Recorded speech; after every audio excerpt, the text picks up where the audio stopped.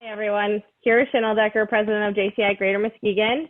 JCI Greater Muskegon and HealthWest are partnering to bring you a two-part series on mental health. Tonight is part one, and we're going to be focusing on adult mental health and social isolation, which most of us are right now. So I'll go ahead and hand it off to CC Riley. She's the communications and marketing supervisor over at HealthWest. Thanks, Kieran. We're so happy to be doing this partnership with the JCs and being able to do mental health education across Muskegon County. As Kara said, my name is Cece Riley, and I supervise the communications and training departments at HealthWest. For those of you who don't know, HealthWest is the community mental health authority for Muskegon County, and we serve individuals with developmental disabilities, substance use concerns, and mental health challenges. And we have been operating for over 55 years here in the community. And so tonight, I'm excited that one of our staff, Jessica Moskaluski, you have like one of the hardest last names to say, has offered to join us and provide some education for the community, which is great. Jessica is a clinician on the youth assessment and stabilization team at HealthWest. She's worked there for 3 years. She has worked with both adults and children in the mental health setting. And she is a brand new mom to a beautiful baby little girl named Claire. She also loves plants and has been enjoying doing some home renovation projects during the quarantine. And with that, Jessica, it is all yours. Thank you, Cece. So welcome, everyone. Tonight, I am going to be presenting on mental health, working from home, and then just some of the kind of challenges that come with being socially isolated during this time. I've never done a formal Zoom presentation, so this is kind of a new setting for me, so bear with me as I navigate the new technology platform. I'm hoping that this is more of a conversation because I feel like, you know, it's 7:30 on a Thursday night and people don't want to be in another work meeting. So I actually made like a little presentation that I'm going to share my screen so you guys can see, if I can get it up, just so that you guys can follow along with what I'm saying. So, okay, I think that worked. So before we kind of dive into the presentation, I think it's really important to first talk about mental health and what that means and what that phrase means. I think sometimes there's a stigma when we have conversations around that phrase because a lot of times people hear it with a negative connotation. So mental health concerns or mental health issues or mental health crisis. The truth is we all have mental health. Some people have concerns with it, and it's something that everybody has. Everybody has mental health. And like physical health, it's something that we have to nurture and take care of in order to maintain or improve it. Just like our physical health, when we tend to neglect it, it often has a lot of negative implications for our entire life. So one of the challenges right now that a lot of people are facing is the challenge of working from home. And so I'm going to move to the next slide. So kind of just to keep me on track, we're going to be discussing working from home, connecting with others, and then some creative outlets for self-care.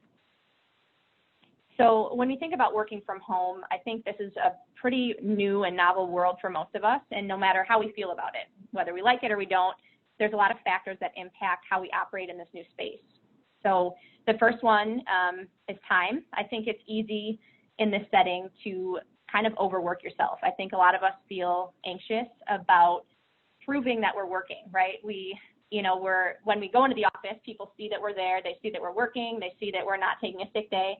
But when we're working at home, nobody's keeping tabs on us. So I think sometimes it feels like we have to prove and overproduce things because we feel this expectation that we have to do so.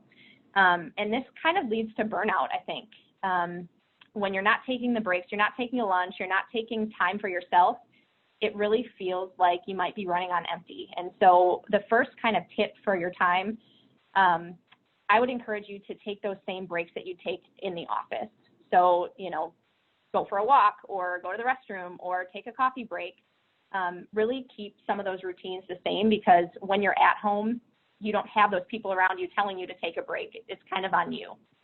The next thing with time is figuring out how you work, figuring out what type of style that you work best with, if it's little pockets of time or a long stretch of time with no interruptions, figure out what works best for you. There's going to be obvious factors that interrupt your work at home, whether that's, children or a partner or pets, but figuring out how you can work best within that time frame, I think, is really important.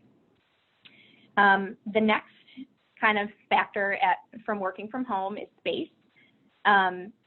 We hear all the time about keeping separate boundaries between your work life and your home life and keeping your personal life out of work. And we are kind of operating in a world where those boundaries are really getting blurred.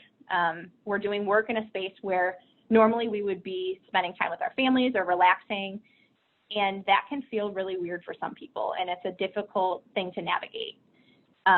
Even if this work from home thing is temporary, I think it's really crucial that you find a space that you can work, because I think if you don't have a comfortable chair, or you don't have a desk, or you don't have a space set up for your actual work, it can make the work from home even more difficult.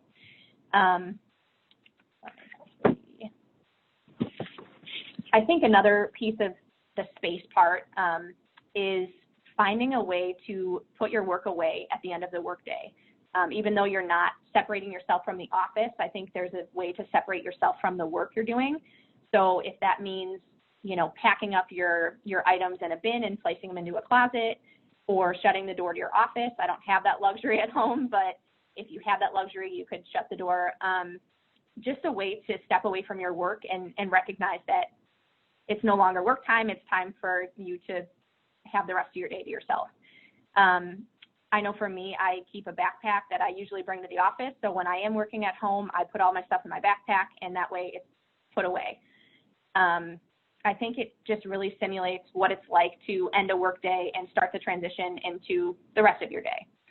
And those transitions are not naturally put into our work at home life. They are when we go to the office, because we, spend that time in the car getting ready for work, listening to music maybe, and then when you're at work, you're working, and then you also get the transition home. But we don't have those transition times when we're working at home. And so we have to be really intentional about putting those little pockets of time into our day. Some people talk about at the end of the day, they might change out of their clothes into different clothes, so then it simulates what it's like to come home from work and change. Or, going outside for a walk to simulate what it's like when you leave the office. So any way that you can kind of mimic what it's like during the workday, but trying to make it your own, because that's really what this is all about. The next portion of this topic talks about coworkers. And so I think across the board, when I asked this question to my team across the board, people really struggled with the fact that they aren't seeing their coworkers right now. They're not, talking to them constantly. They're distanced. And it's really hard, because a lot of what keeps us at our jobs is those positive relationships that we have with other people. Coworkers, help us process difficult situations with work. They ask us about our weekends, or about our pets, or about our families. They might help us think of new ideas or ways of doing something. But just because we are physically distanced from the people that we work with and that we have, friendships with, doesn't mean that we should socially distance ourselves. So I think it's a really important idea that when you're working from home, take time and program little moments in your day where you purposefully reach out to other people. It can mean a lot to other people. And I always think about, I love getting calls from people. I'm a very social person. So when you are reaching out to somebody, you're not only helping yourself, but you're also brightening their day too. So think about it as like a two-way street. Emails, text messages, phone calls, Zoom calls, try to be creative and try to reach out in different ways so that you're kind of mixing it up. The last little bubble says flexibility. And I think all of these components of working from home require flexibility. Not every single day is going to be perfect, structured 8 to 5. You might not have a state-of-the-art office. I had to learn this really fast with having a baby at home, because she naps at certain times, but it's not a strict schedule right now. So with this additional distraction, I had to be really flexible and shape my workday around her. So sometimes I have to take my lunch a little bit early or a little bit late. Give myself some grace during this time, because it's not going to be perfect, and that's okay. But no one's keeping tabs on how perfect our work from home life can be. So I'm going to move this next slide. These are just some pros and cons that I thought of for my own self, but I thought it would be kind of interesting to see what the rest of you have experienced with working from home and some of the things that you think are good and bad about it. One thing I found really valuable when I spoke to my coworkers about this topic was just what they brought, that conversation that they brought, because I didn't think about some of the things that were cons, and I didn't think of some of the things that were pros. So I don't know if you guys want to just kind of put them in the chat, or any comments on this page.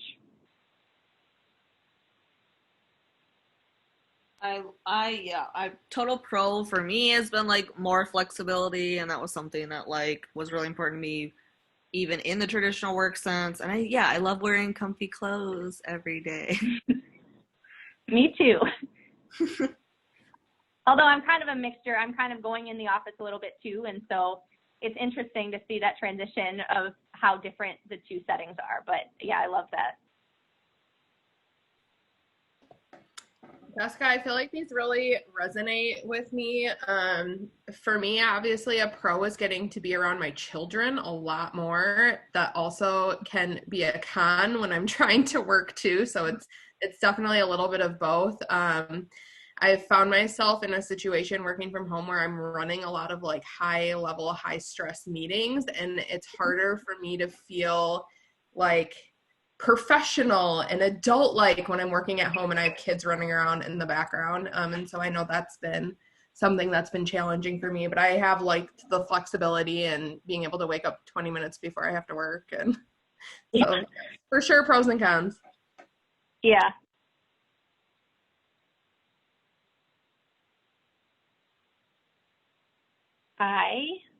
If there are no more comments, I can move on to the next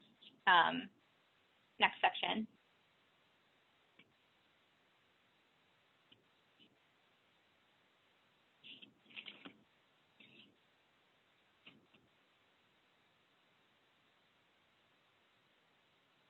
So I mentioned kind of before about connecting with others. So this kind of runs into the non-work life. So what's really difficult right now is that a lot of us are social people, and so much of our life is, connecting with others. We go out to eat, or we, have birthday parties, and all of those things are what adds to our happiness. And so when you take that away, it can feel really, really isolating.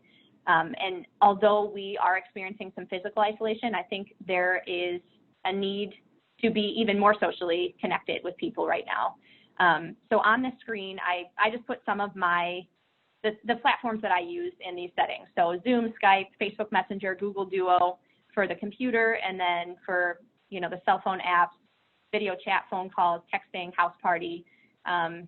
We've had to get kind of creative. I'm not from Michigan, so my family lives far away from me. And so we had a Zoom birthday party for my 6-year-old niece. And so that was something it was unique, and it was new and fun. And I think it'll be something that we always remember, but it was something that we had to get creative with. So I have on the next slide I guess my question to everybody would be, what kind of ways are you guys connecting socially or staying social with others? Whether it's a comment about one of the things that I mentioned or something different. If people want to answer or comment, they can. I love, I love house parties. That is one of my new favorites. So I love that you included it in there because you can play games like trivia. I love that you can play games and see people's faces at the same time. So I love that you put that in there. I really like that too. And I think it's been a fun way to connect with coworkers too, because I think it's a good distraction sometimes from, you always are connecting about work, and then to connect on and do something fun, I think is a really cool app. So I like that too. I think it's interesting because Rachel on this call, her and I were just talking about this a little bit this week. When we started going virtual, I found myself connecting almost more with people than I used to. We had a group of us that were doing nightly, we called them PowerPoint parties. Many of those participants are on the call right now, but where somebody would present on a various topic, we'd do fun brackets, fun challenges. It'd just be like we'd hang out like almost every night. And then every Friday night we were doing non-educational type, just fun, like we did Name That Tune. And it was really fun, but I think, now that the weather is getting nice and I'm spending like 6 to 8 hours a day Zooming for work, I'm finding myself like having a harder time wanting to do those social Zooms and wanting to, I just feel like I need to get away from the computer. And so that's the phase that I'm moving into, which is challenging. But at first I actually found myself connecting more and, Zooming with relatives all over the country that I never used to Zoom with. And so it kind of opened up like this possibility of what you can do beyond COVID to keep connected to, which I think is cool. Yeah. Yeah, I find myself like calling people more than I FaceTime them now because I'm just like, I don't want to look at a screen anymore. So that's been I think people are experiencing that Zoom fatigue. And when somebody says like, oh, do you want to FaceTime? I'm like, I'll just call you. Yeah, we were just talking about that too. Like, again, like Cece was saying, we had a lot of fun in the beginning, and I think we still have fun, but it's like after a full day of like, just having to be available on Zoom or even phone, like it's just exhausting. So then like to like get excited about like socially hanging out, like again, we had fun, but it's like all of us, I think, have just reached this like weird threshold of like, I'm a little burnt out. I want to see you. I want to hang out. Like it's just, we want to hang out, not virtually hang out. So that's tough. Yeah. I think it also pushes people away from watching Netflix so much because they've been looking at screens all day. I don't know if that's your guys' experience, but.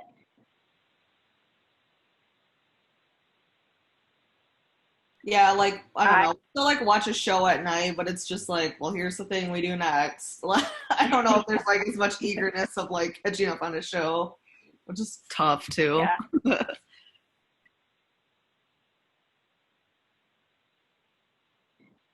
So the last section talks about self-care, and I think self-care is kind of used in a way that people think it's all about taking bubble baths and, scheduling massages and doing things that are just pampering yourself. But in reality, self-care is taking care of yourself. It's the things that you do that are essential to your happiness that help you be who you are. And so I listed mine. Like I said, I think Cece mentioned this. I love gardening. I love plants. I love cooking. I've been painting all of my trim white, which is sometimes fun, sometimes not.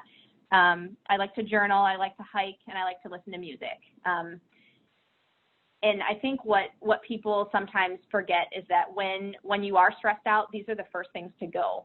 You don't take as much care of doing the things that make you happy, and then in turn, your mental health is starting to decline. You get more stressed, you get more anxious, and you start to forget some of the things that make you happy. And I heard this one time, and I thought it's a really cool thing to remember. Every day that you should move, you should be creative, and you should do something to slow down. And so those three things might be different for you every single day. So maybe one day you go on a walk, and your creative thing is you cooked a new dinner, and your slow down thing is you're going to journal. But I think when you keep yourself accountable for some of those self-care pieces, some of the things that you can't control, obviously, like the restrictions and working from home and not being able to see friends and family, those things aren't as harmful to your mental health because you have these things that are kind of supporting you in different ways. So I think especially in times like these, it's important to remember those things, but I think it's a practice that you can carry on post-pandemic, post-COVID, and just remember that to keep yourself happy. So I thought maybe this is another opportunity that we could talk about what are people adding to their life to bring them joy right now. I know for me and my husband, what has really like kept us kind of in a good place, I feel like, during all of this is that we took on a really massive home project throughout all of this. So we've owned our home for 10 years. We let in our previous homeowners before us had our lawn like beautifully landscaped, and we have completely killed it over the course of 10 years. And so we've been like taking this time to completely re-landscape our entire backyard and like build new shed doors and a bar and like really make it our own space. And so for us, that's really given us like a purpose and something to be doing while we're stuck at home and something to look forward to. And also it's kind of going to be like this nice reveal when we can finally have people over again, because we're going to have like a whole new space. And so for us, that's been something that's really been like keeping us focused on something positive during all this. That's cool. I showed you guys my watercolor pens. I was waiting all week for them. I'm not really artistic at all, but I was like, I have been feeling like I need something to like do. And like, there's this like one artist that I follow on Instagram, and like she's always doing watercolor flowers, and I was like, I wish I could do that. So finally, like a couple weeks ago, I was like, no, I should just try. Like I have the time right now. I haven't been spending much money. Like let's just do it. So when you were talking about like calm activities, I was like, oh cool, now I have a calm. It's funny because I feel like this time has given me the space to explore new hobbies. And so some things have worked out, some things not so much, but it's been fun because I feel like some of these things I probably wouldn't have tried before, or undertaken, a house project or a landscaping project like Cece was mentioning. I just think it's cool that we do have the space, but only if we use it. Yeah, totally.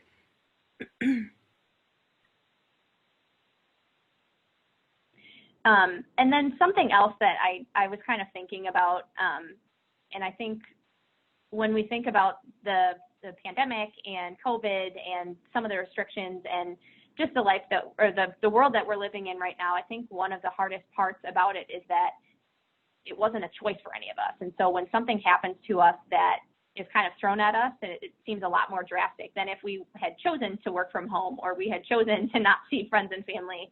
It would feel like you had more control over it. So I think if there's anything that you can take away from this presentation, it's that you are valid in whatever you're feeling right now, and not to feel guilty or not to feel mad at yourself for feeling sad or isolated, but to try to find ways that you can get creative to help better those thoughts. So that's really all I have. But if people have questions or comments, I would love to answer them or have a conversation. So thank you so much, Jessica. Yeah. Jessica, I'm curious, like, do you, just your own, like, professional opinion, I guess, like, what do you think, when this is all over, some of, like, the biggest impacts, like, mental health-wise, do you think this is going to have on adults, and, like, how that's going to shape maybe, like, more societal norms moving forward? I mean, I don't know. It's a hard question because I feel like right now we're in the thick of it, so we don't know, the long-term impact, but I know that people are experiencing stress and they're experiencing, different aspects of their life are changing, financial and, societal things are changing, and the way we grocery shop is changing. And so I think just a total shift is definitely going to take a toll on people's mental health. And I think it's going to, take a lot of empathy and care from people in our community and our nation to be able to hold ourselves during this time and for the future. So I can't speak exactly what that means, but I know that it's going to have an impact on people. So.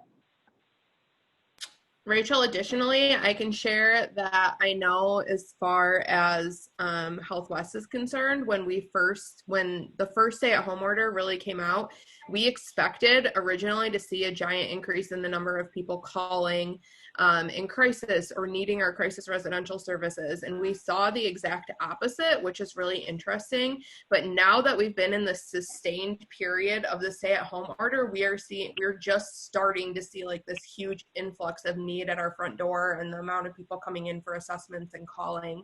And so I think, it's gonna be an interesting road to kind of see over time what happens. And I'm not going to try to recite the quote because I don't remember exactly what it is, but we do have another training that we offer at HealthWest. I'll share some information about it in a minute, but it's about suicide prevention and social media usage. And I know Michael, who teaches that class, shared in last week, the training I sat through last week on that topic, that there's a huge correlation between the unemployment number and suicide numbers across the nation. And so the fact that we have like unprecedented unemployment numbers is really obviously concerning for, you know, those that you care about, and making sure that we're looking out for those warning signs.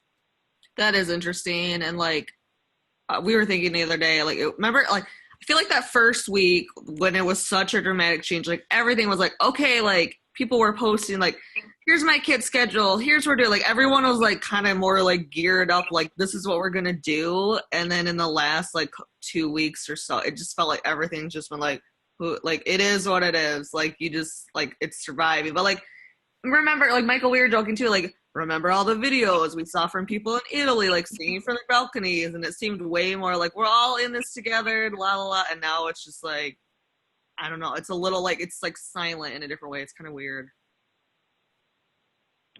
I think another thing from a mental health perspective, I think it's also changing the way that care is delivered. And so a lot of people are using and moving towards telehealth, which has never been the norm. And I think people are becoming more okay with that too. So that's an interesting shift, I think, from a mental health perspective too.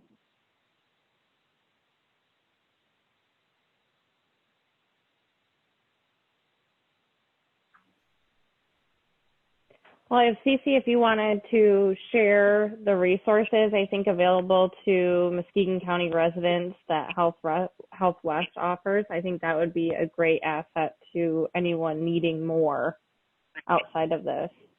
Yeah, absolutely. Jessica, if you want to stop sharing your screen, I can share a couple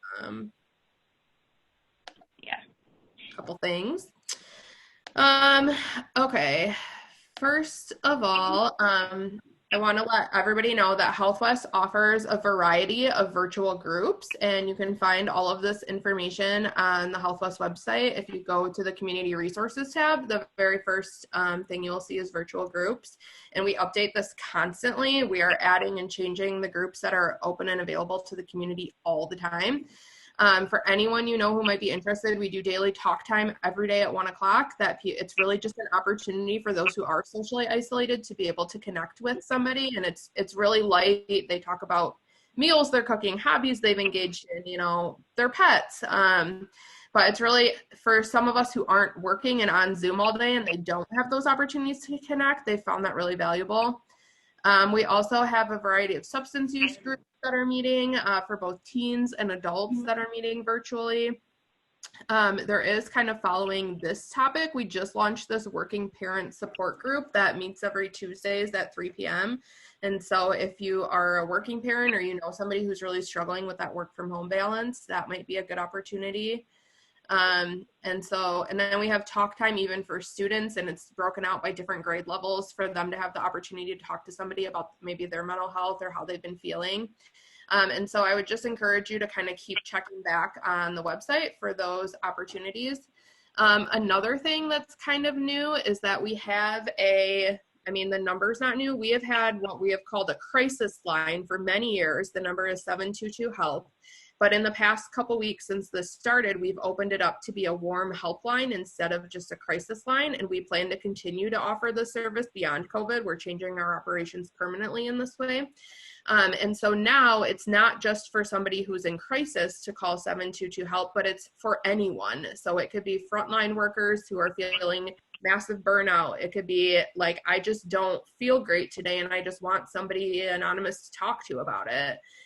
It could be, you know, I'm really struggling with my sobriety right now, whatever it might be. And if you don't know who to call, this is a resource that we want the community to know about and be able to use. And this is answered 24 hours a day, 365 days a year by a live staff person. It's not, in the off hours, we do contract the service out to another company. Eventually, we hope to actually have it be answered by HealthWest staff 24/7. And then I just wanted to make sure that I shared some of these behavioral health resources with individuals beyond just the helpline that HealthWest offers. If you don't know where to call, that helpline is your best place to start, and we can connect you with whatever resource might make the most sense. But there is also a national crisis text line, and that's really, especially for youth who aren't comfortable calling, sometimes a text line is a little bit more, feels more anonymous, a little bit easier to access. And those are actually responded to on a regional basis. And so our national crisis texts get answered out of Kalamazoo. And so they are familiar with local resources. And then the same thing, there's a suicide prevention hotline that is national. And the Trevor Project is an organization that really does advocacy for LGBTQ youth. And they have their own phone number and text line for that population to utilize as well.